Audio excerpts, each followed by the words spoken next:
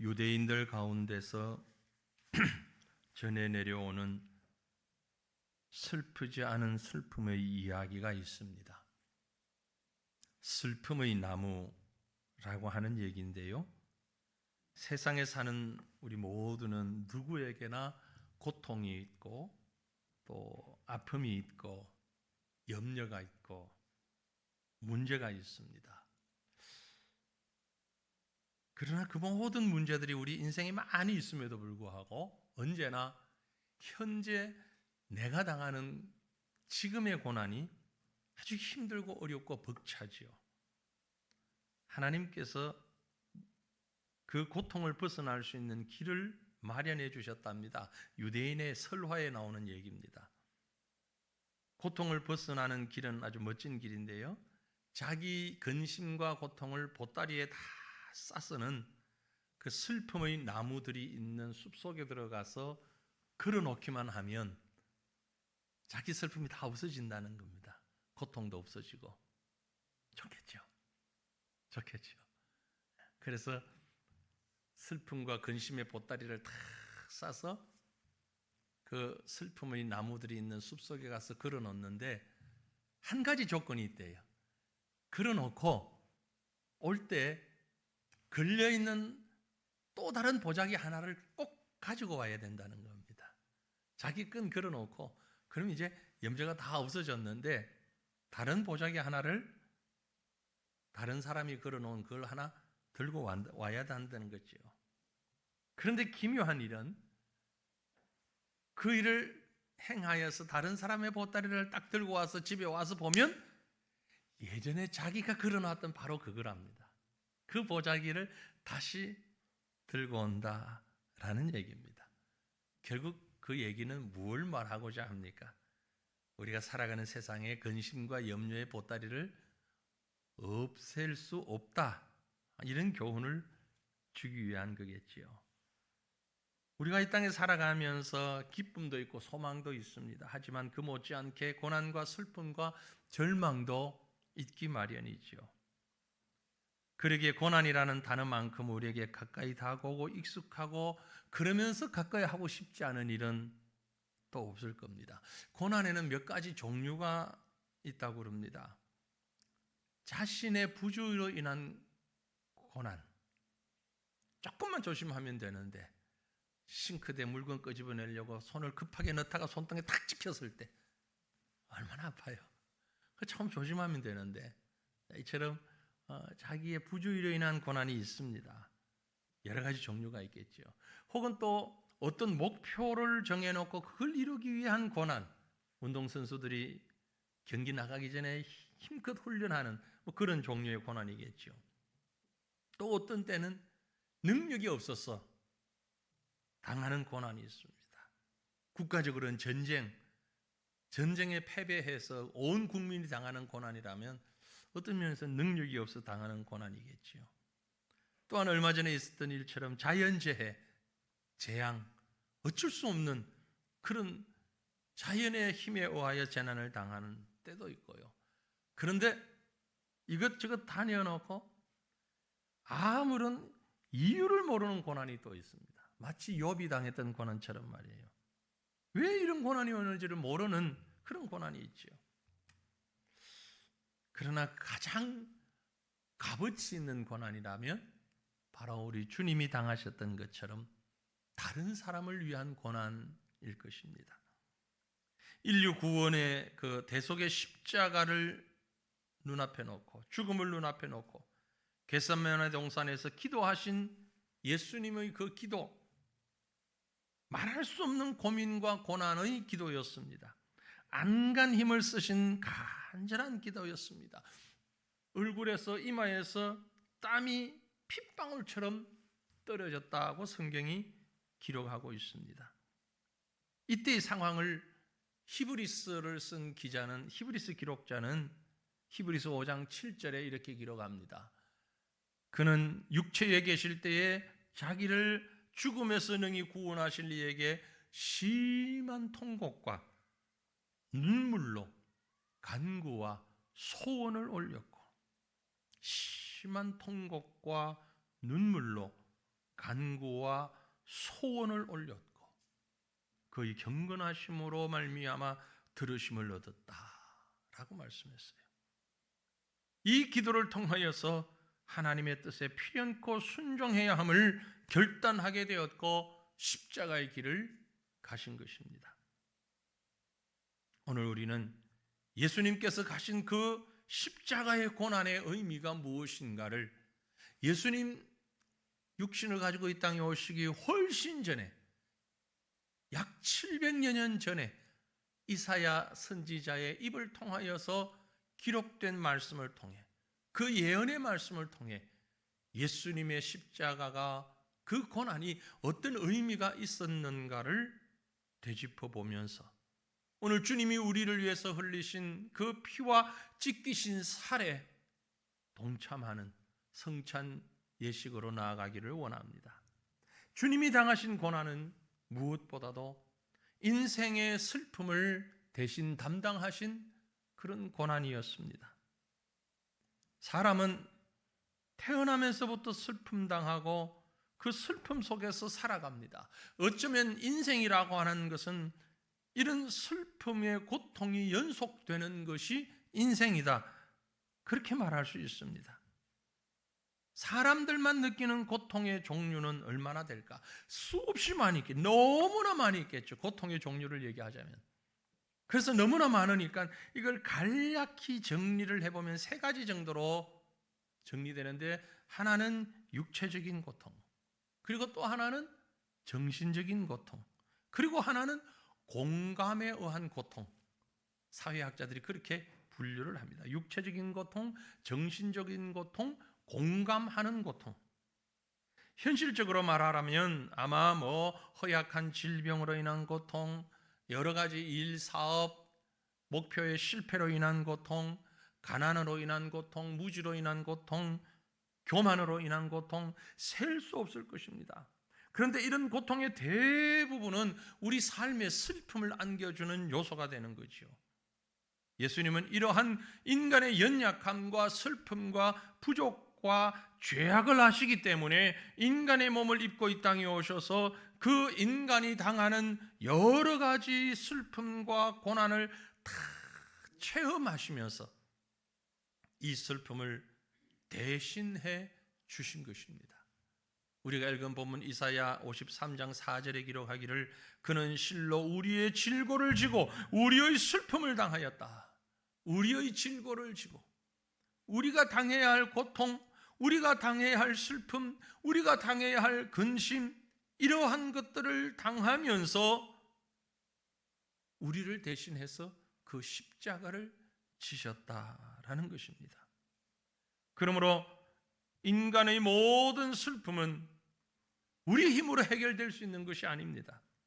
오직 예수님께 나아갈 때만 해결될 수 있는 겁니다. 우리가 너무나 잘 아는 말씀이 있죠. 수고하고 무거운 짐진 자들아 다 내게로 오라 내가 너희를 쉬게 하리라. 그렇습니다. 예수 그리스도에게 나아갈 때에 우리의 무거운 짐, 우리의 고난, 근심, 고통 해결될 수 있다고 말씀하시는 것입니다. 그러므로 주님의 십자가는 우리의 이런 슬픔과 고통을 해결하기 위한 십자가인 것입니다. 더 나아가서 주님의 십자가는 우리의 허물과 죄악으로 인한 고난의 십자가였습니다. 예수님은 고난당하실 아무 이유가 없습니다. 어떤 이유가 없어요. 다만 우리의 죄와 허물을 대신 담당하시기 위해서 가시면류관과 못과 창에 찔리면서 고난 당하신 겁니다. 지금 이 땅에 살아가고 있는 80억 이상이 이 지구상의 모든 사람 중에 그리고 살아갔던 수십 수백억의 사람들 가운데 의인은 단 한 사람도 없습니다. 성경 로마서 3장 10절에 기록하기를 기록된 바 의인은 없나니 하나도 없다고 그랬어요. 하나도 없어요. 그러므로 자기 공로로 구원받을 수 있는 사람은 이 땅에 아무도 없다는 얘기입니다. 모든 사람이 하나님의 심판을 받게 되고 멸망의 지옥으로 들어갈 수밖에 없는 죄악된 인생입니다. 하지만 우리 인간의 허물과 죄악을 대속하기 위하여 주님이 십자가의 고난을 당하셨습니다. 본문 5절에 말씀합니다. 그가 찔림은 우리의 허물 때문이요 그가 상함은 우리의 죄악 때문이라. 예수님의 십자가의 가시의 찔림은 나의 허물 때문이요 그가 상한 것은 나의 죄악 때문임을 믿으시길 바랍니다. 예수님 지신 십자가는 바로 내가 져야 할 십자가입니다. 온갖 죄악과 권모술수와 얄팍한 꾀와 자기 안일만을 생각하는 내 머리를 대신하여서 가시관을 쓰셨고, 하루감을 다하며 다른 사람 비웃고 손가락질하는, 그리고 남의 것을 빼앗고 해치는 이 손을 대신하여 주님의 손에 못을 박히셨고, 틈만 나면 어두운 곳으로, 자기 편한 곳으로 육체적 쾌락을 향해서 쫓아만 가는 우리의 발을 대신하여 주님께서 그 발에 큰 못을 박히셨고, 이렇게 죄악된 나의 온 육체를 대신하여서 그 허리에 창을 찔리시고 고통의 물을 쏟으시며 죽임을 감당하신 것입니다. 과거, 현재, 미래까지 범하는 모든 우리의 죄악을 대신하여 주님이 그 고난의 길을 가신 것입니다. 이 사실을 믿고 이 고난에 동참하는 자들에게 이 죄의 문제를 해결하며 진정한 생명 주시기 위하여서 십자가의 아픔과 고난을 당하신 것입니다. 이런 귀한 사실 앞에 고백하며 은혜에 동참하는 이 시간 저와 여러분 되시기를 주님 이름으로 축원합니다. 주님의 십자가는 또 어떤 의미가 있는고 하니 우리가 평화를 누릴 수 있도록 하기 위한 고난이었습니다. 하나님과 인간 사이에 죄악이 가로막혀 있을 때 평화를 누릴 수가 없습니다. 사람들 간의 평화는 그 다음 문제입니다. 가장 우선순위는 하나님과 나의 평화인데, 죄악으로 막혀있는 담 때문에 어느 사람도 그 평화를 맛볼 수가 없었습니다. 우리 예수님은 그 하나님과 나 사이에 막혀있는 바로 이 막힌 담을 해결하기 위하여서 고난의 십자가를 지신 겁니다. 비 오는 날 비행기를 타고 하늘 높이 올라가 보면 분명히 비행기를 타고 이륙할 때에는 비가 많이 내렸는데 구름을 뚫고 위에 딱 올라가면 햇볕이 쨍쨍 비치는 것을 경험할 수 있죠. 구름 때문입니다. 구름 위는 그 밝은 태양빛이 있지만 구름으로 가려진 그 아래에는 캄캄함과 비바람만 있을 뿐입니다.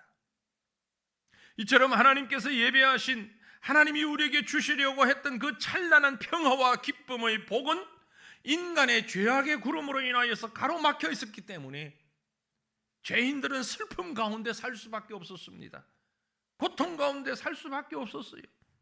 하지만 주님은 이제 십자가의 고난으로 그 구름을 걷어 치워 주셨습니다. 본문 5절에 말씀했습니다. 그가 찔림은 우리의 허물 때문이요 그가 상함은 우리의 죄악 때문이라. 그가 징계를 받음으로 우리는 평화를 누렸다.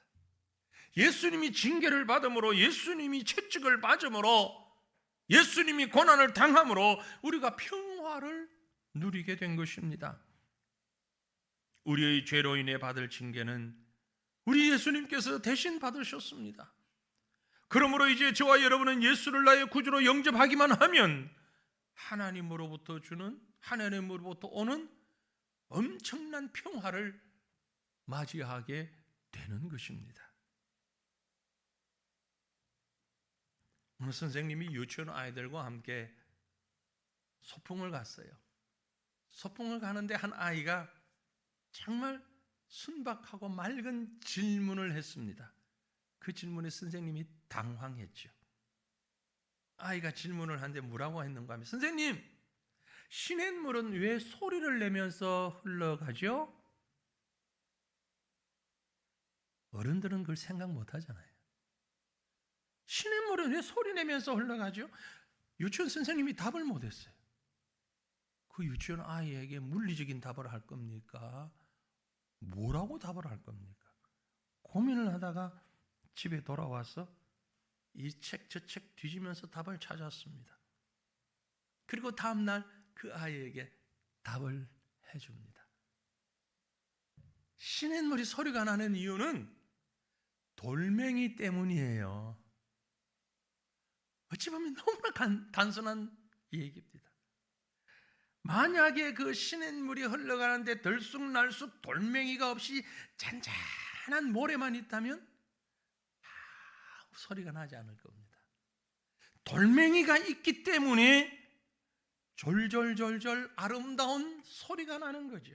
여러분, 우리 인생도 마찬가지입니다. 우리 인생이 아름다운 소리를 내기 위해서는 하나님께서 허락하신 고난의 돌멩이, 아픔의 돌멩이가 있기 때문입니다.